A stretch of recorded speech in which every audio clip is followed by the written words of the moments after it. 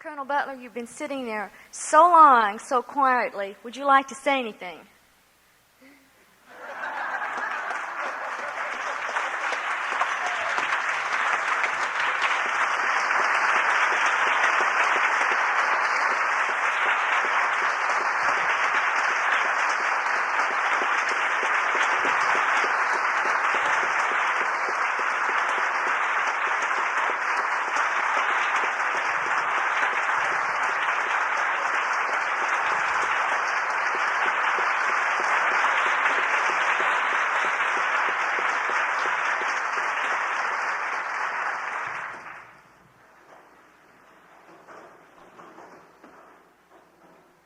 Young lady, I surely would like to say something, but I don't know that I'm going to be able to after all of this. I had several things that I wish to say,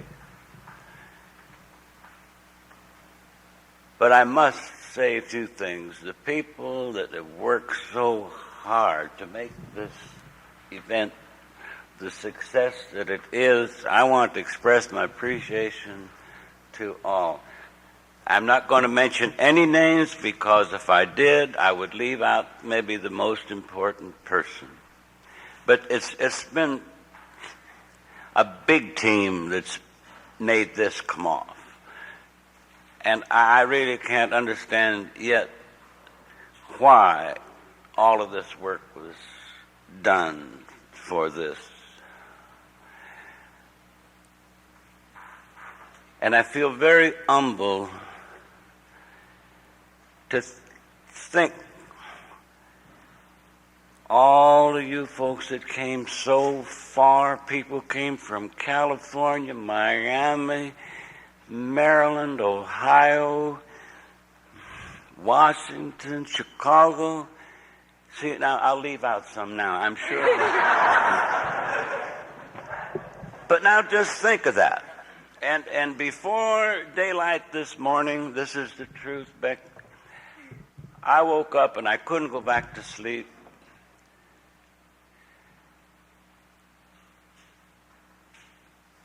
Wondering, why in the world would so many of you wonderful people come out for a thing like this?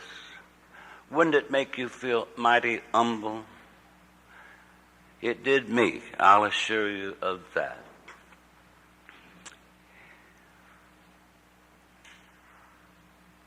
I just hope that maybe you had experienced some of the pleasures today that I did by seeing your old friends. What a thrill it was to us to get to see so many. And you know, I knew practically everybody.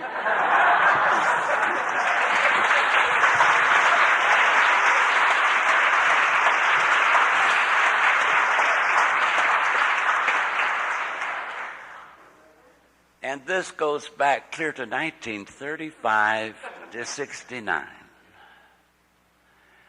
What a thrill it was for us.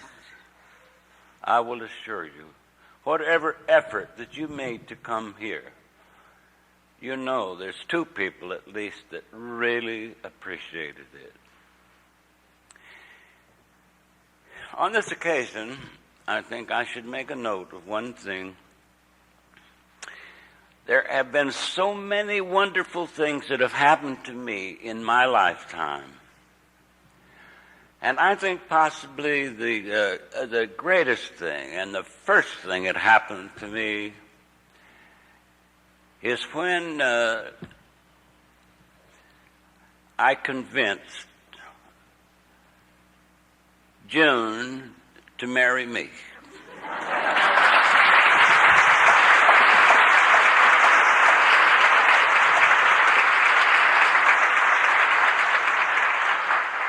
She has really been, I guess you could say, an inspiration, but a patient soul. To put up, anybody that's in this room that's a band director, their wives, I guess, know what you have to put up with to be the wife of a band director. It isn't easy, I'll assure you. But as you see June there this evening, I think she is mighty beautiful even today.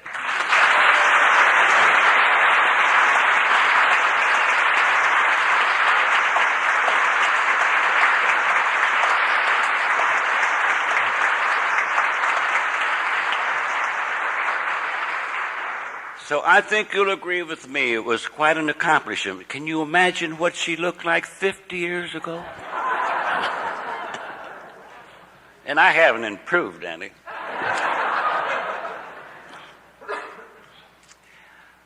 I did have what I thought was some important things to say, but I don't know that I'll be able to do it now after all of this.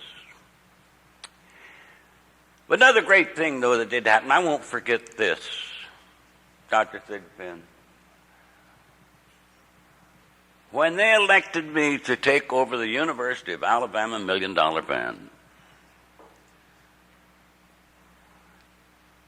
I guess that's probably the second greatest thing in my life that had happened.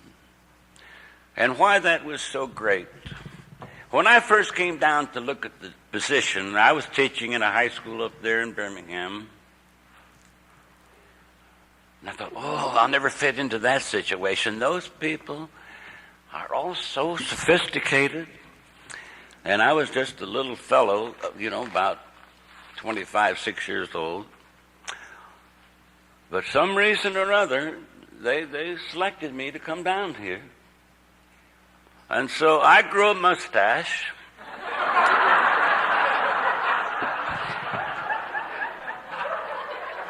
So I would look somewhere near as old as those sophisticated students at the University of Alabama. But I was so wrong, so wrong. The most wonderful people in the world that I've had the pleasure to associate with and work with. What would you think that would mean to a person like me? All of those years with that opportunity to associate with you wonderful people.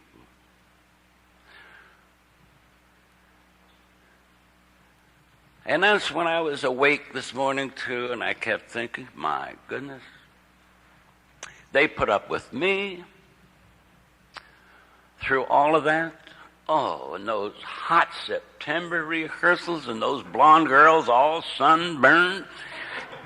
And Thursday nights when we had to go to the emergency room to get thawed out from the ice. Do you remember that, you folks at home?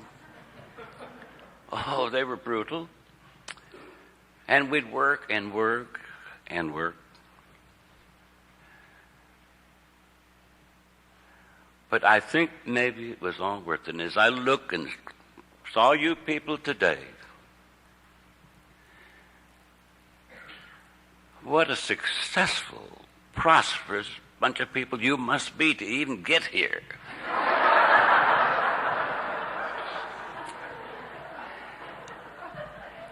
And I thought, well, now look here, I'm going to feather my cap a little bit and say, well, maybe, perhaps, they learned something in that band besides music and marching, and I hope so.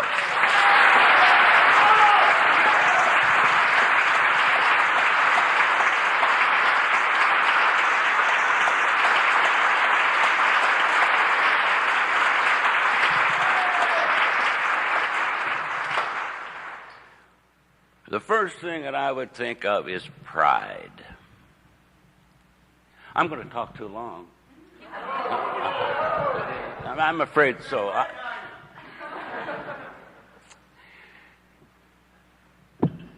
You people didn't do the work that you did because I was asking you to do it, and you know it very well. And if I ever fussed at you,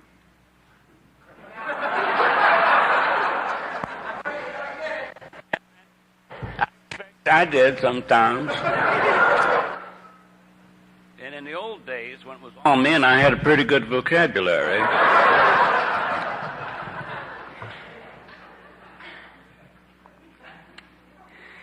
But the reason that you worked, when you came off of that field, Saturday afternoon, if you could hold your head high and say, We did a great job. We're better than anybody.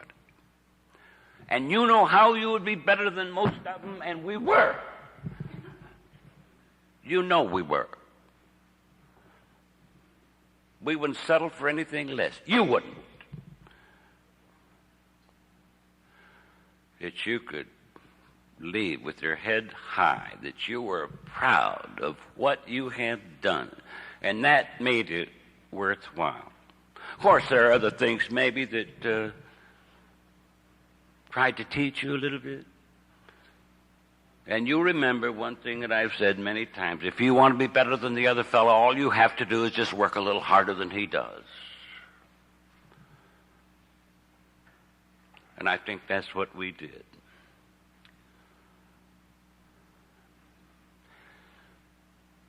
I've forgotten my notes. I made a few notes.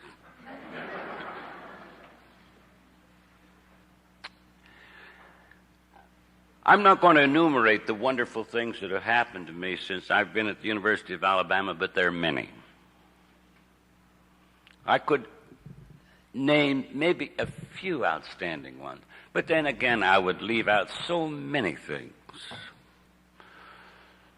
For example, when I came here, it won't take long.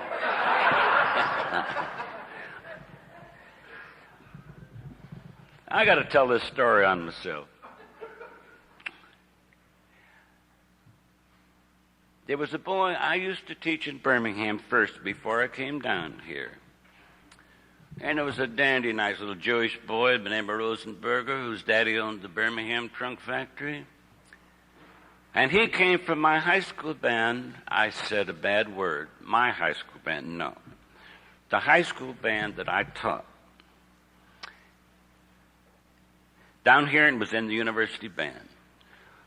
And the man that was the director at that time became ill. And the daddy got the word that Captain Turner had passed away. Says, why don't you apply for that position? I did. But Captain Turner did not pass away. So I had to write a letter of apology for applying for But he did later, so I applied again.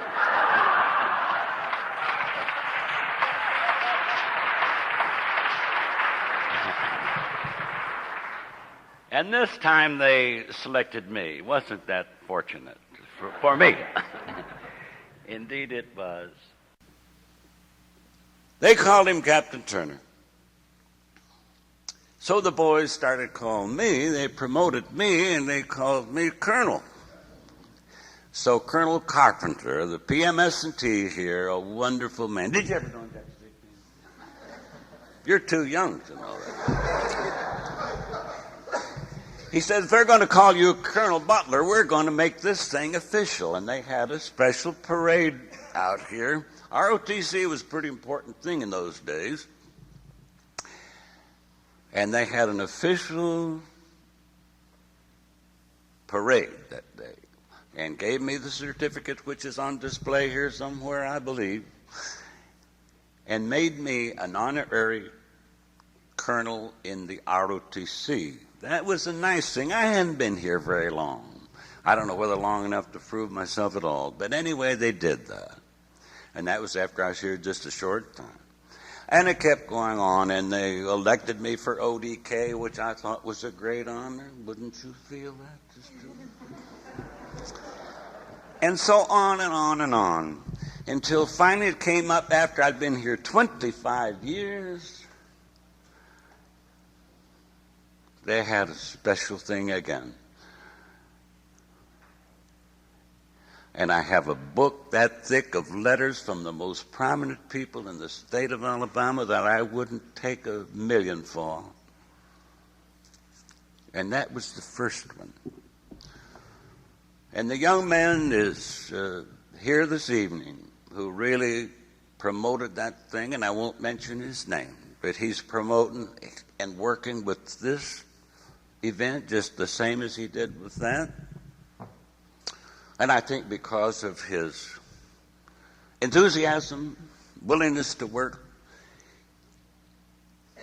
He was elected the graduating student who had done the most in the promotion of the University of Alabama. And I thought that was quite an honor. And this is a young man that worked with me, and he's here tonight, and I won't mention his name.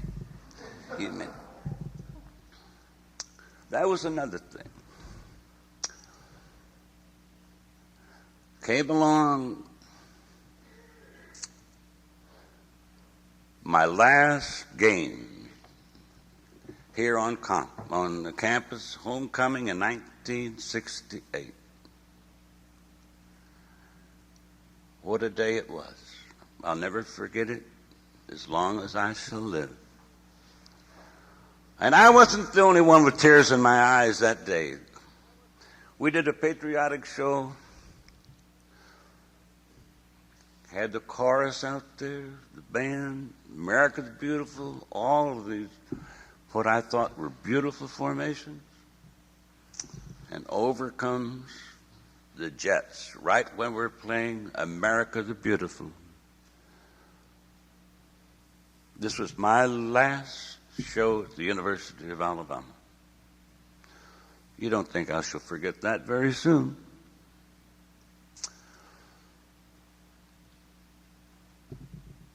This past year,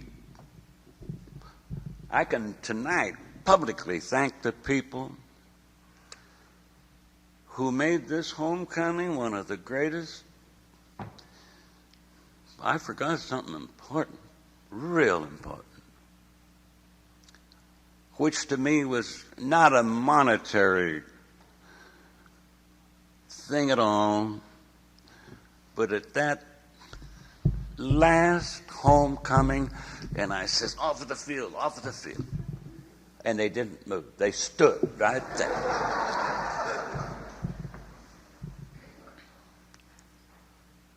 I wished I could call names because, oh, boy, they're fine folks. And what was the surprise was, here was a nice brand new Buick Electra waiting there for me. And the band stood there. Now, isn't that something? You would expect that from a coach.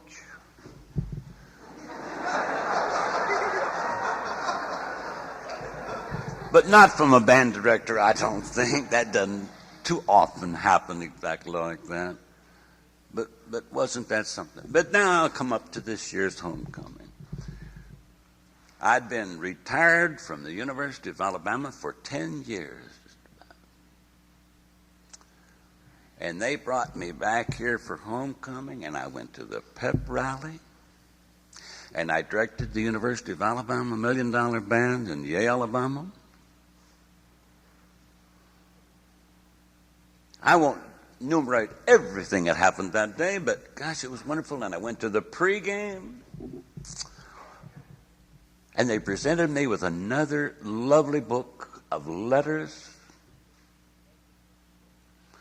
which I'm going to get today because it's just been bound, and I'm going to get. I read it mostly, but I'm going to have it, I think, before I leave here. And I think what that means too.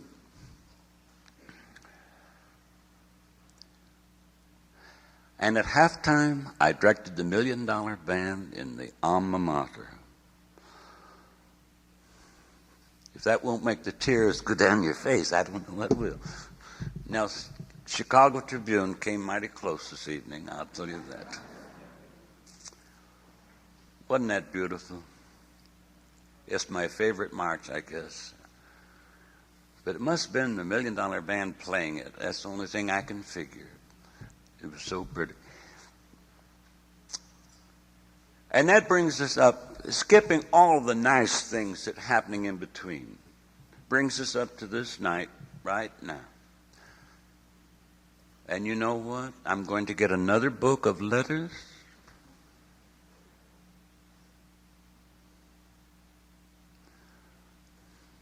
I didn't mean to say a half a dozen words, and I didn't think I was going to be able to. But this will Well, I want to bring in one more thing. Again, when I couldn't sleep this morning, I wondered, why did these people come here?